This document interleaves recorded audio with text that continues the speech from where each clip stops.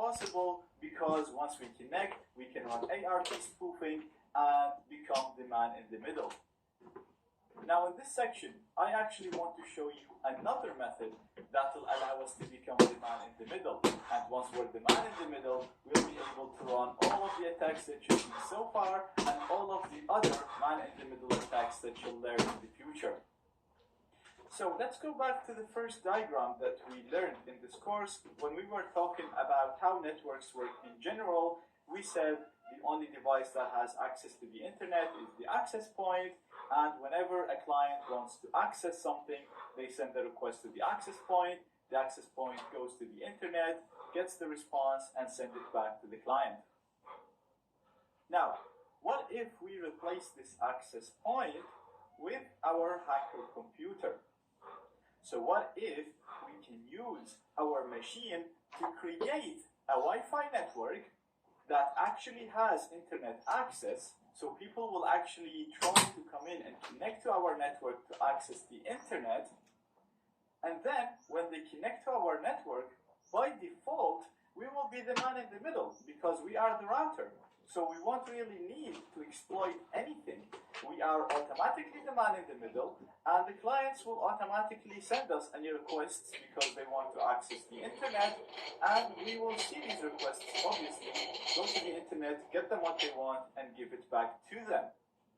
This way, we'll be able to launch all of the attacks that I showed you previously without the need to exploit the ARP protocol, so without the need to run ARP spoofing.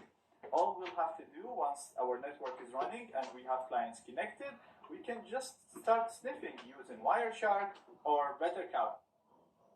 So, for this to work, you need a computer, and we already have our hacker computer with Kali Linux.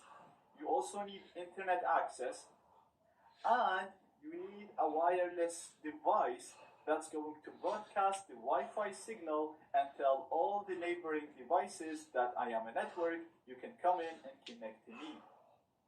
So, you will need, first of all, an interface that has internet connection.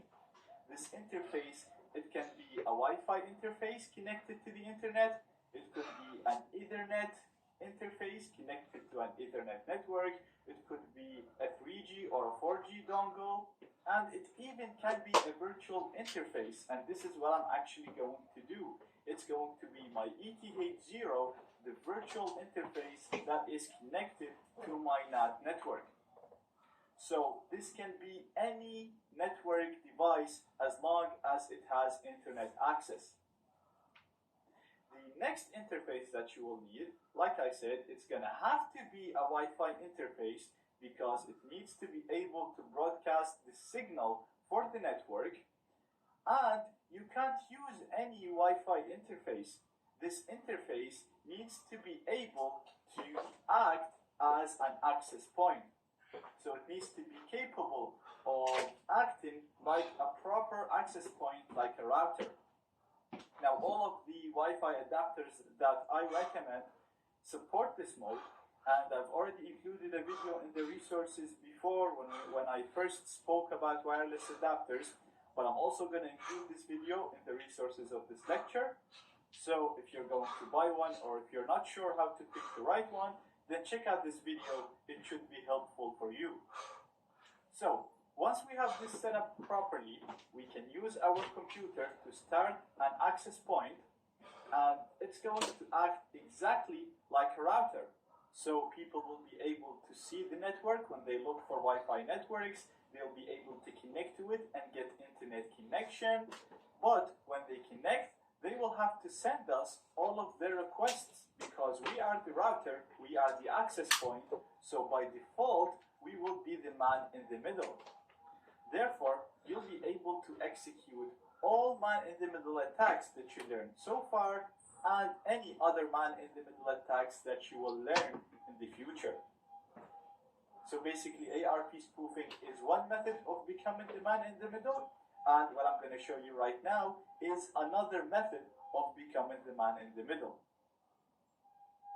Now, you can see that in order to use our computer as an access point, we need a number of components to be configured properly. So first of all, we need our wireless interface to broadcast the signal as if it's a real network. This will allow other clients to connect to it, but that's not the end of the road. The wireless interface needs to know when these clients are requesting websites. It needs to be able to forward these requests to the other interface that is connected to the internet.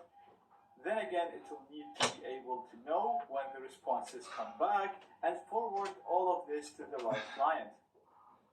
Now you can configure all of these things manually, and I actually cover this in my advanced network hacking course, and I cover a lot of advanced things that you can do with the fake access point, like launching an evil twin attack, hacking into WPA2 enterprise, and so on. But this would take at least 30 lectures, and this is not a network hacking course. This is a general ethical hacking course. Therefore, that would be out of the scope of this lecture. If you're interested in learning how to do this manually and how to run advanced attacks using the fake access point, then check out my advanced network hacking course in the bonus lecture, the last lecture of this course. For now, for this course, I'm going to show you a great way of quickly creating a fake access point that will allow us to become the man in the middle, similar to what's shown in this diagram.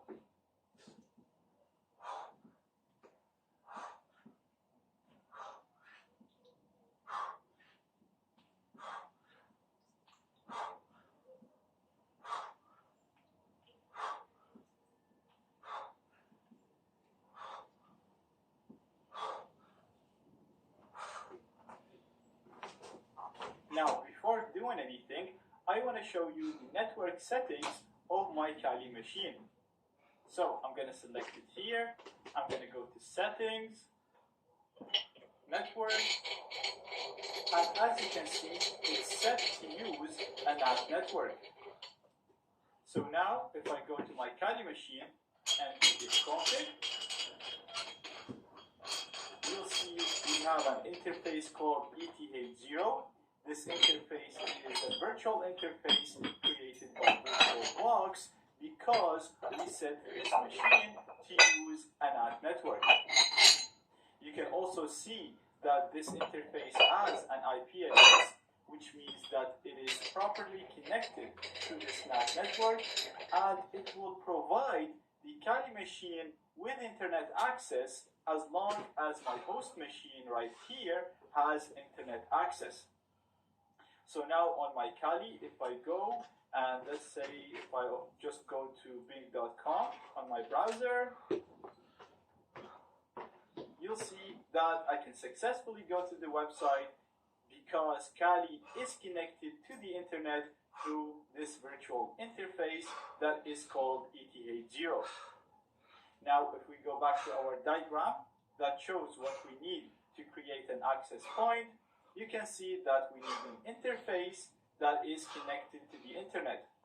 We don't care what type of interface this is, as long as this interface has internet access. So in our example, we're going to be using ETH0 to provide our fake access point with internet access.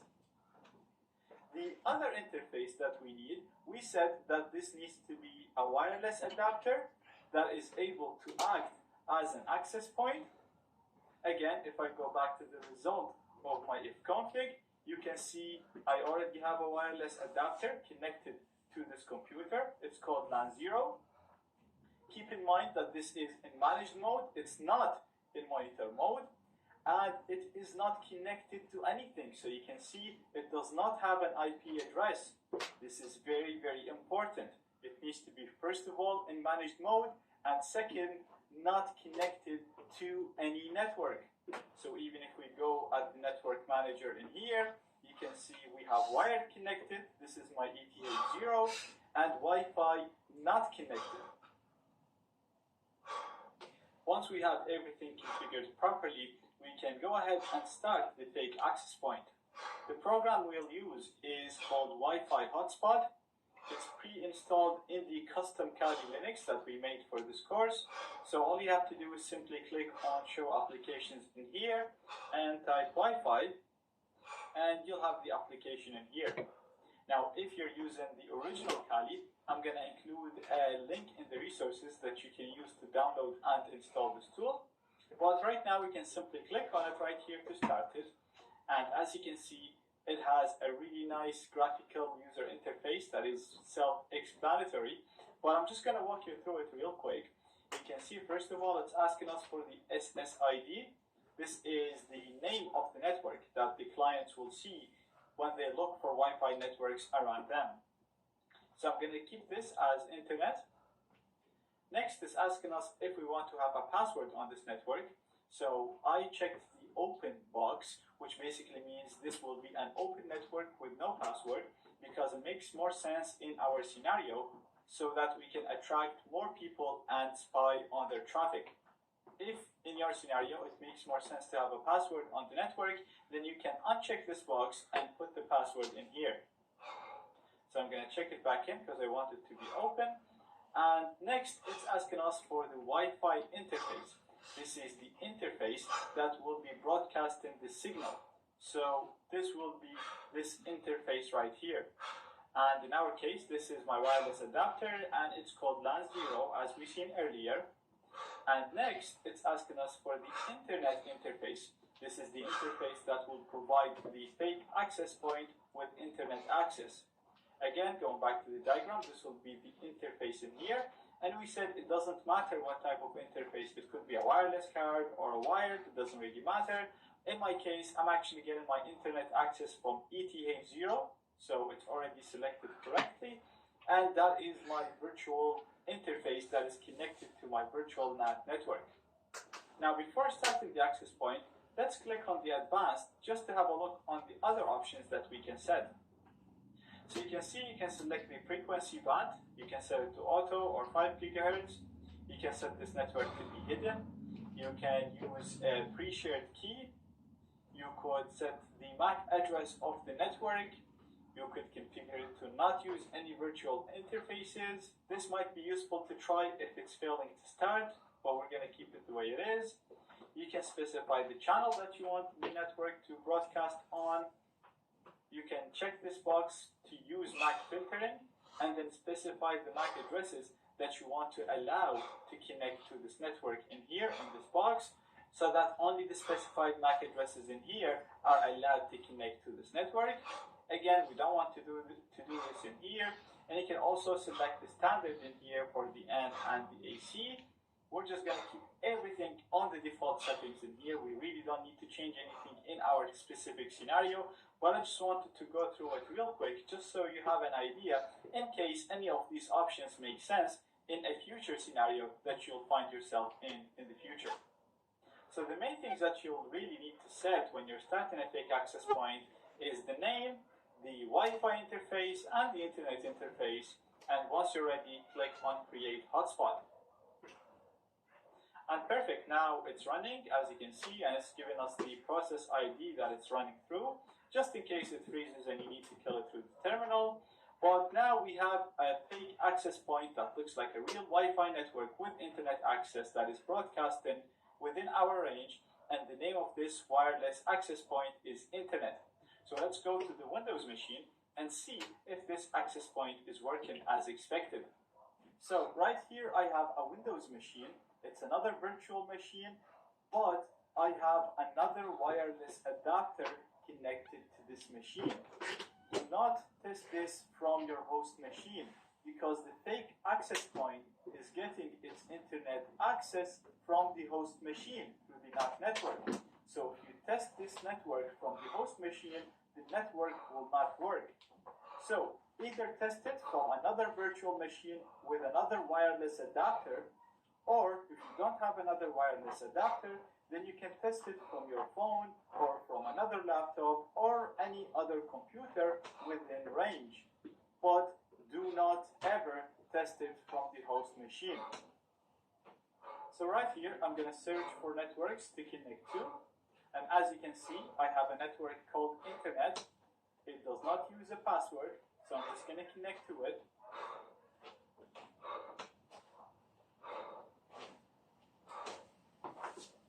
As you can see, I'm connected now. And I'm going to open Firefox just to check if I have internet connection. So I'm going to go to bing.com. And as you can see, bing.com is loading. So now I actually have internet access. So now anything I do on this computer will have to be sent to the access point. If I want to access any websites, if I enter any passwords and usernames, everything is going to go to the access point. And the access point is the hacker machine. So the hacker machine is already the man in the middle. So now you're at the same position that you would be after running an ARP spoofing attack. So you can go ahead and use Wireshark to sniff packets and analyze them, or you can go and use BetterCap exactly as I showed you before. The only thing that you need to keep in mind when using Wireshark or any other tool, you need to set the interface to the interface that is broadcasting the signal. So this is the interface that you set in the PHY option, not in the upstream. So in my case right now, this would be LAN 0, not ETH 0. Once you're done and you want to stop this access point from running, don't click on the X. Make sure you click on stop first to stop it properly. And then you can exit the program and continue whatever you want to do.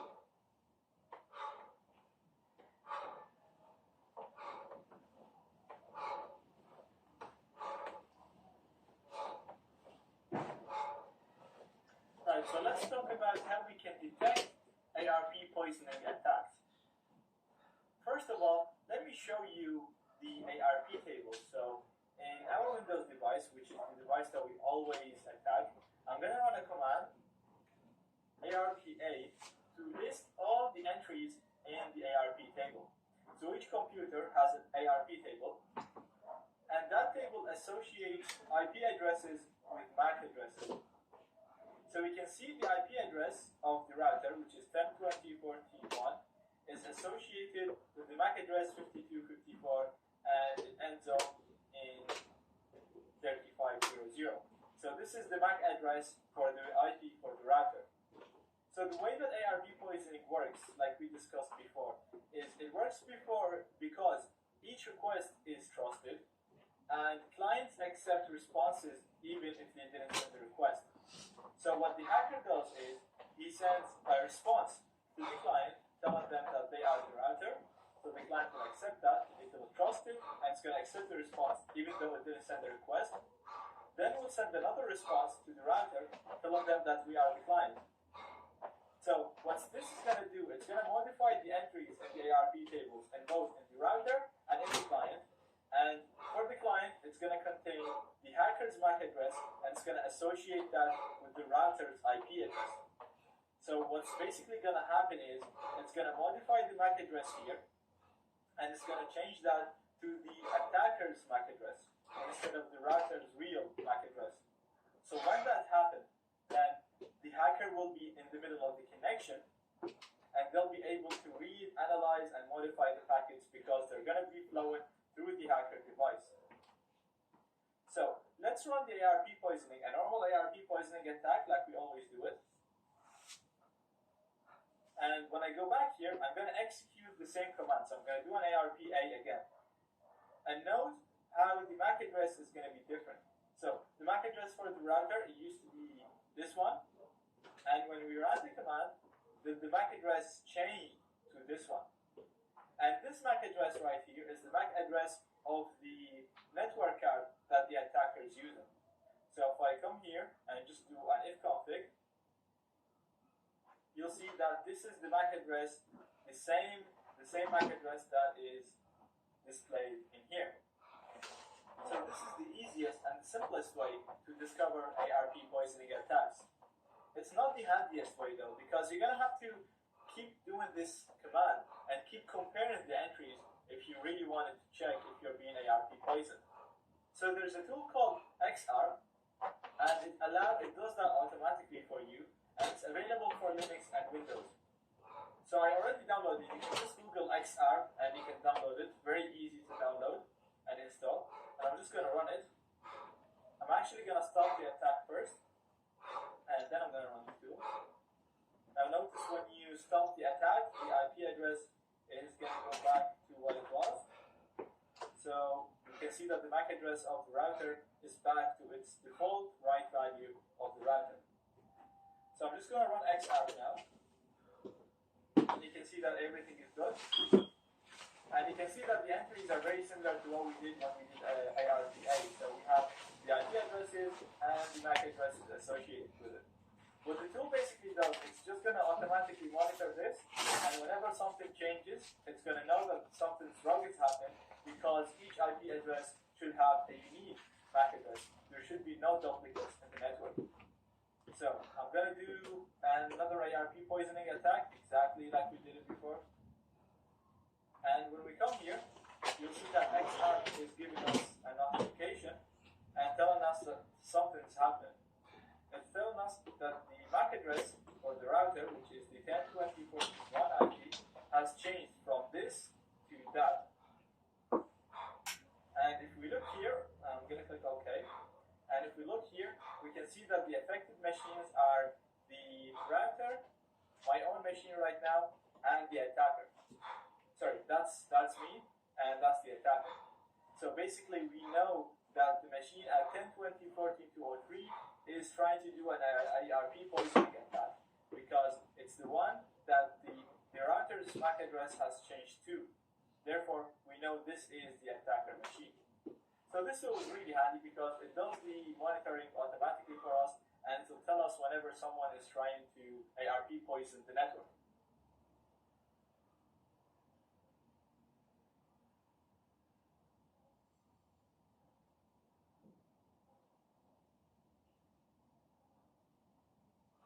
Okay, so now let's see how we can use Wireshark to discover suspicious activities in our network.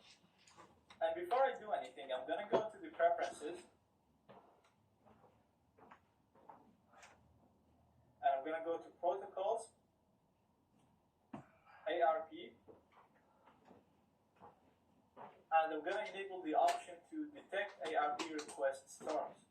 What this will do, it will actually discover if anybody is trying to discover all the devices on the network, and it's going to give me a notification. So I'm going to click on OK, and I'm going to start my capture. And now I'm going to go to my Kali machine, and I'm going to use Net Discover. So I'm not going to do ARP poisoning. I'm only going to try to discover all the connected devices to my network. So I'm using exactly the same command that we used before, Net Discover, interface, and the range. Go ahead, enter. And we can see that Net Discover finished. It discovered all the devices that we have. So if we come here, even before we look at the output of the notifications, let's just look at the packets that have been generated. You can see that there's a device here, this source, is broadcasting, so basically it doesn't have a destination, it's asking all the other devices in the network, and it's inquiring about each possible IP. So it's basically asking who has this IP and tell the 67 IP, and then it's asking who has the 241 IP, tell the 67, who has the 251, tell the 67, and it's doing this for every possible IP. So it's basically checking if any possible IP in the range exists, and it's asking to return the response to the IP at 10.20.14.67. So from this, we can deduce that someone is trying to discover all the connected devices, and that someone is at 10.20.14.67. Now, if we go on the Analyze and Expert Information, you'll see that we detected an ARP packet storm. So basically it means that there was a single device sending a very large number of ARP packets. So they're probably trying to discover connected devices or trying to discover connected ports. So it's telling us that this person is trying to do something suspicious. Now let's go, and I'm going to do a ARP poisoning attack, and we'll see if we can get any notifications or warnings in Wireshark. Now I'm going to go to Analyze and Expert Info again. And if we look, we'll see we have a warning here. And the warning is telling us that there is a duplicate IP address configured. So again, this is telling us that the IP address of the router had two different MAC addresses. What this means, basically, it means that someone was tampering with this and tampering with our ARP table, trying to place themselves in the middle using an ARP poisoning attack. Now we see a number of methods to detect ARP poisoning. Let's discuss how we can prevent it or protect ourselves from it. Now I'm just going to run an ARPA, and we're going to look at our table. There is switches that will monitor this for you as well, and they'll notify you or even prevent ARP poisoning attacks. Another way to do that is, if you look at here, if you look at your router, you'll see that this entry in the table is dynamic. So the type of this entry is dynamic. What that means is basically this can change. The system allows this value to be changed. You can see right here, you have static values, which basically means the system will never allow these values to change. So you can use static ARP tables, basically means that you have to configure each IP address, so you have to actually configure your ARP table and map each IP address to the MAC address, to the relevant MAC address. But once you do that, even if someone tries to send a response to your computer trying to change it, the system will refuse to change anything because you configured your ARP table to be static. The only problem with that is every time you connect to a network and every time there is a new device connecting to your network, you'll have to manually configure that device to work with your network. So it's not a very useful solution if you're in a big company or if you're in a big firm, or maybe in a small house or in a small company, then this would be a really good solution to prevent ARP poisoning attacks, because everything is going to be static. You're going to have to set it up manually. But when someone tries to do an ARP poisoning attack, even if their attack is... And I'll explain how they work as we go through it. So let me show you this in action. Right here, I'm already running BetterCap, and as you can see, it's already getting information. And right here is my target, and we're already on Vol Web, and if we just click on anything, just to show you, you'll see the domain is going to be detected in here. And then let's just quickly log in. You'll see this login attempt will be detected. So we have the username is admin and the password is test. Again, if we try, I'll just open a new tab and go to Stack Overflow.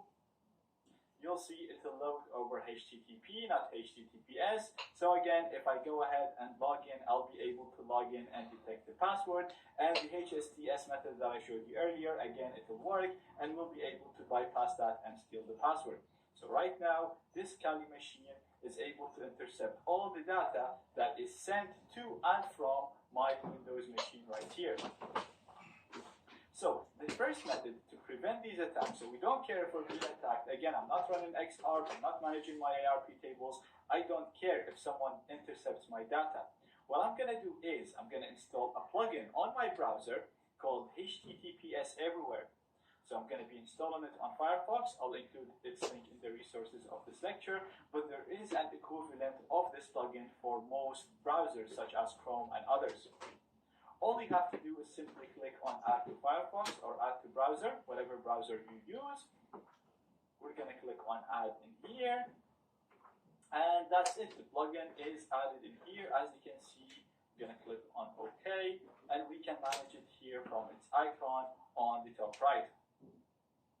So as you can see right now, it's set to off, and if I click this, I will turn on this plugin. And basically what this plugin will do, you can think of it as if it adds HSTS support to more websites, pretty much to any website that uses HTTPS. Therefore, for example, when I tried to access Stack Overflow in here, I was able to downgrade it because my browser does not know that this website should be loaded over HTTPS, and BetterCamp was downgrading the HTTPS requests to HTTP, like I explained in previous lectures. What this plugin will do, similar to HSTS, it has a list of websites that support HTTPS, and therefore, When we try to downgrade the HTTPS connection of this website to a HTTP connection, it'll tell the browser, no, don't do that, and it will upgrade it again back to a HTTPS connection. So let me show you. I'm just going to delete the history, and I'm going to load Stack Overflow again.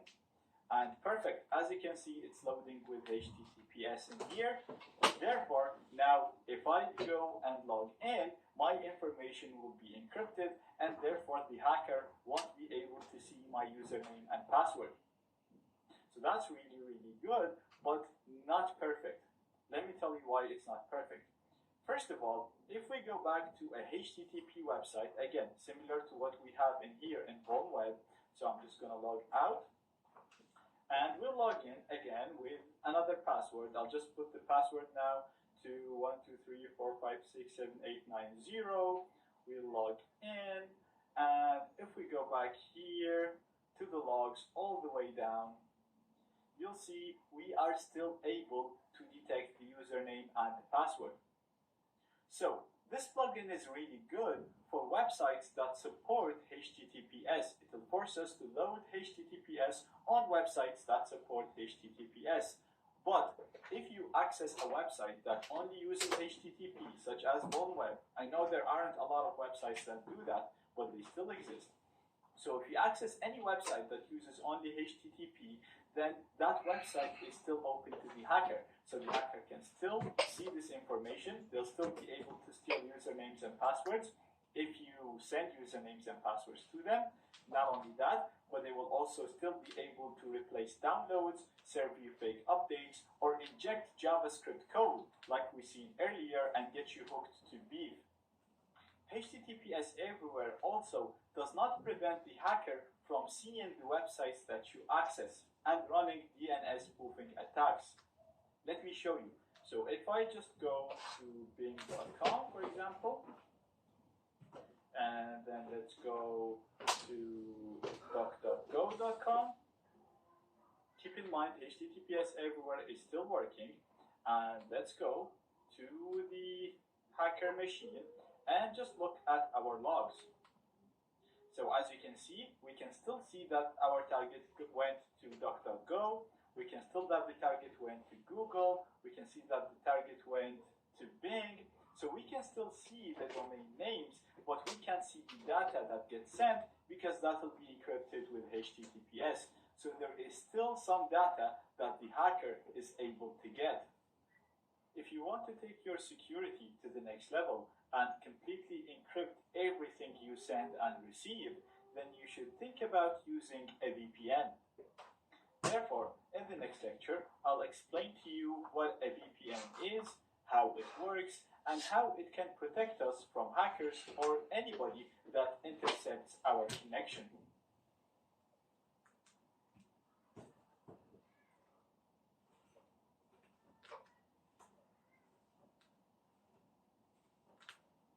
In the previous lecture, we discussed a good solution to protect us from man-in-the-middle attacks, and that solution was to use HTTPS Everywhere plugin. With this plugin, as seen earlier, we were able to force all HTTPS websites to always load over HTTPS. Therefore, if anybody intercepts our data, it will be useless because it will be encrypted with HTTPS. So, this solution is really good. It's free. The only problem is, as you know, it only works with websites that use HTTPS. So we seen earlier, if you log in or use a HTTP website, your data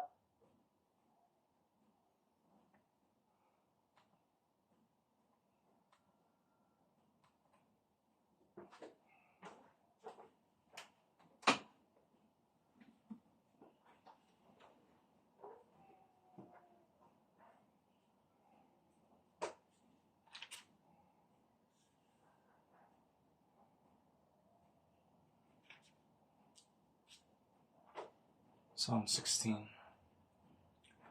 Preserve me, O God, for in you I put my trust. O my soul, you have said to the Lord, you are my Lord, my goodness is nothing apart from you. As for the saints who are on the earth, they are the excellent ones, in whom is all my delight. Their sorrows shall be multiplied who hasten after another god. Their drink offerings of blood I will not offer, nor take up their names on my lips. O Lord, you are the portion of my inheritance and my cup. You maintain my lot. The lines have fallen to me in pleasant places. Yes, I have a good inheritance. I will bless the Lord who has given me counsel. My heart also instructs me in the night seasons. I have set the Lord always before me. Because he is at my right hand, I shall not be moved. Therefore my heart is glad, and my glory rejoices. My flesh also will rest in hope. For you will not leave my soul in Sheol, nor will you allow your Holy One to see corruption. You will show me the path of life. In your presence is fullness of joy. At your right hand are pleasures forevermore.